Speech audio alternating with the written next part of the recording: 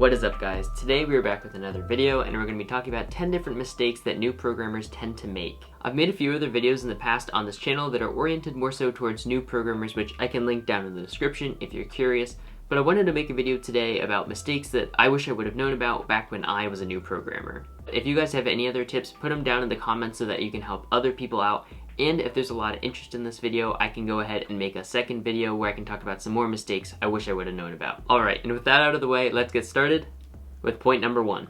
So the first mistake I want to tell you guys about is that people have a tendency to try to learn too many languages too quickly when they're new to programming. I realize that if you're a new programmer, this probably seems counterintuitive because after all, why wouldn't you want to learn more languages and get exposed to more things than limiting yourself to just one? So to help clear that up, I'm going to give you an example that hopefully will shine some light on where you're going wrong. For the purposes of this explanation, let's assume you're living in the United States.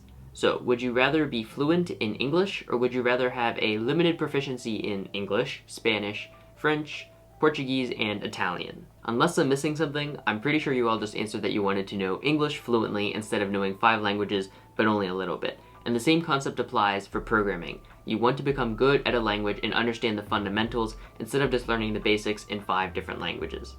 The second mistake that I see a lot of new programmers make, and I used to make a lot myself, is that they don't consider the architecture of the program before they actually start doing coding. Now, this is something that I've been trying to improve myself recently. I started reading Code Complete, which has been really useful for considering how to structure a program instead of just sitting down and starting coding right away. If you're someone who's brand new to coding and you're just doing your hello worlds, your conditionals, your loops, this doesn't really affect you yet. You're just playing around, learning the language basics, and that's fine. But once you get a little bit more advanced and you actually start writing real programs that are going to do something for you, before you start coding, it doesn't have to be a full-on idea of what it's going to be, but start to consider what you might want your program to look like instead of just sitting down and coding the first thing that pops into your head. It might not seem important when you first get started because after all, you're just playing around with your own stuff, but trust me, once you actually start working on real big systems, it's going to be a huge cost saver and a huge time saver if you can think about those things ahead of time and if you're already in the habit of doing it. So the third mistake is one that I'm pretty sure almost every coder makes when they're new to programming, and that's that you duplicate your code. And I believe that the main reason for this is when you first start programming, you don't really know about loops yet, and you don't know about functions yet. So if you need functionality in a different part of your program, all you do is copy paste the line or lines that you need and plop it somewhere else. And in the beginning, this actually is entirely fine. You're just learning the basics, and that's acceptable. It becomes an issue once you learn about loops and once you learn about functions, and you continue to do this because you've built a habit of it. And once again, like the previous point and like you'll notice in a lot of these other points, when you're just working on your own small scale code, this might not seem like a huge deal, but if you're going to be using a piece of code in 5, 6, 7 parts of your program, and you make a mistake in the one spot and you want to change something, you now have to hunt down every single one of those instances and change it manually. At best, this is just a little bit of a pain. You waste some time going through it and making these changes, but at the end of the day, it's not a big deal. At worst though, you miss some of these cases, and as a result, you're going to be plagued by bugs that you don't know where they're coming from because they're actually coming from old code that you forgot to change when you changed other parts of your code. Now, this isn't to say that programmers in the industry will never copy paste anything. There are instances in which it makes sense and it's not too much of an issue, but if you find yourself copy pasting a lot, the same chunk of code, and you're only making minor changes or maybe even no changes to the code, stop and wait before you paste it and think about whether it belongs in a function or a loop. So the fourth problem is super simple and it may seem trivial to you, but trust me, it is super important, and if you can implement this now, future you and your future collaborators will thank me. And that would be that for some reason, new programmers love to use names for functions and variables that are useless. Fortunately, this is a trap that I never fell too deep into, but I've looked at enough of other people's code to know that this is an important thing that I should be mentioning in this video. Basically, you want the variable name or the function name to speak for itself. Someone should be able to look at your code, see that variable, and know what it stands for. And like I said, this is pretty simple. For example, if you were using a variable to represent someone's age, you could literally just name it age instead of naming it I, for example. And if you're going to do someone's height, you can name the variable height instead of j. And this is really simple, but a lot of people don't do this. Now, there are some instances in which this is okay. For example, when I'm doing loops, if that variable doesn't actually mean anything to me and it's just a counter, I'll typically name it index or counter. Some people like to use I or j. That's okay because it doesn't mean anything. So when you're naming your variables and your functions, don't just rely on comments or having people figure it out for themselves. Make sure you name it something useful, and in the future, if you go back and look at your code, or if someone else looks at your code, it's going to be so much easier to read, and as a result, you're gonna have a lot less bugs.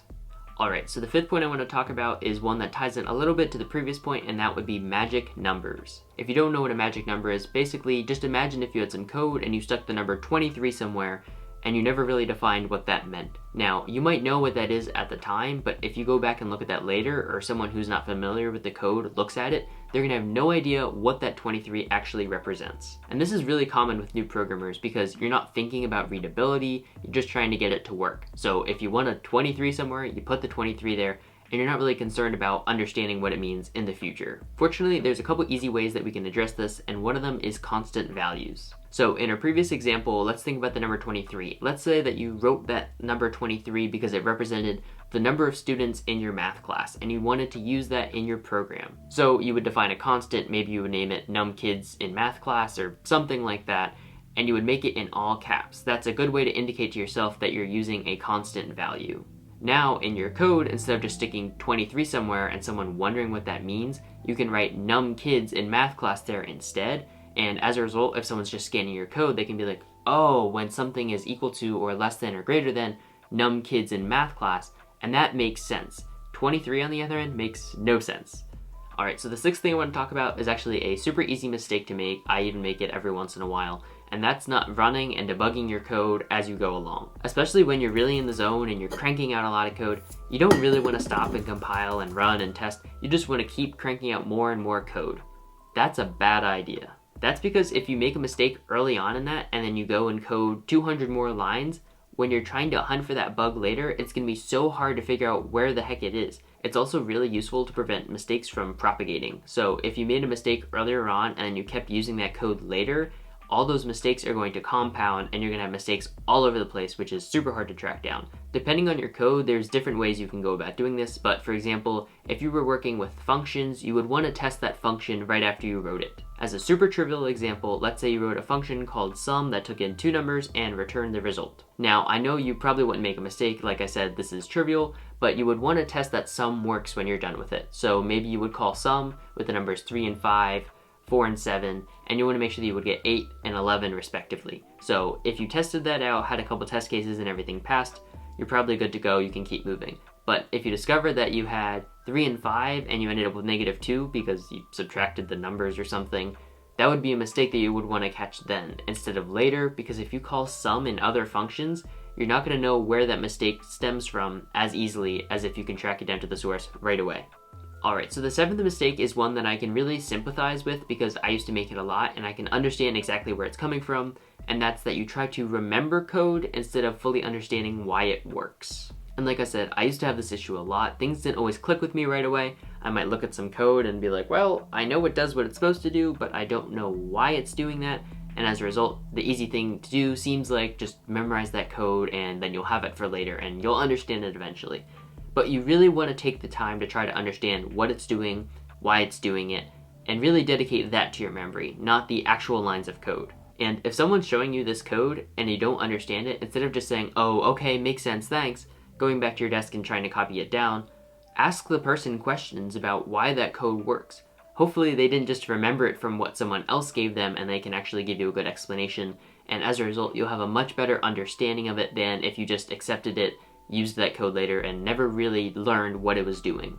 Alright, so the eighth mistake ties together two previous points, which would be the copy-pasting point and the previous point on using code that you don't really understand, and that's when you take code from the internet that you don't understand or from somewhere else in your codebase, and you copy-paste it somewhere else in the codebase. Trust me, I know that it can be super easy to look up your code, find something that seems to match it on Stack Overflow, copy the code sample, paste it into your own code, run it, see that it seems to work, and move on with your day. Unfortunately, sometimes that code isn't exactly what you think it is, and it might have some side effects that you didn't even realize you were introducing into your own code. Like I've talked about previously, that gives you some bugs that could be really hard to track down, and if you don't understand that code, you're just going to keep glossing over it and not actually debugging it, because you're going to be like, oh, well that's the code I found from Stack Overflow, that couldn't be the root of the problem.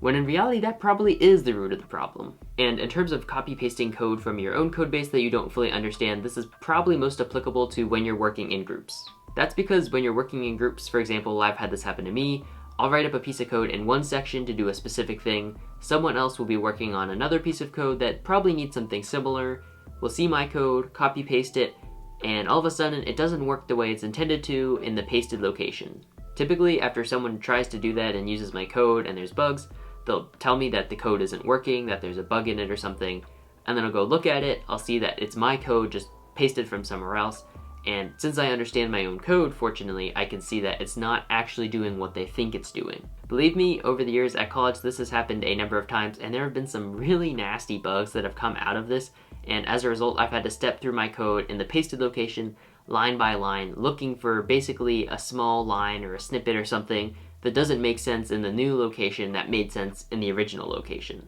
So, unless you really understand code, don't just go copy-pasting it because you might have some nasty side effects that you weren't expecting.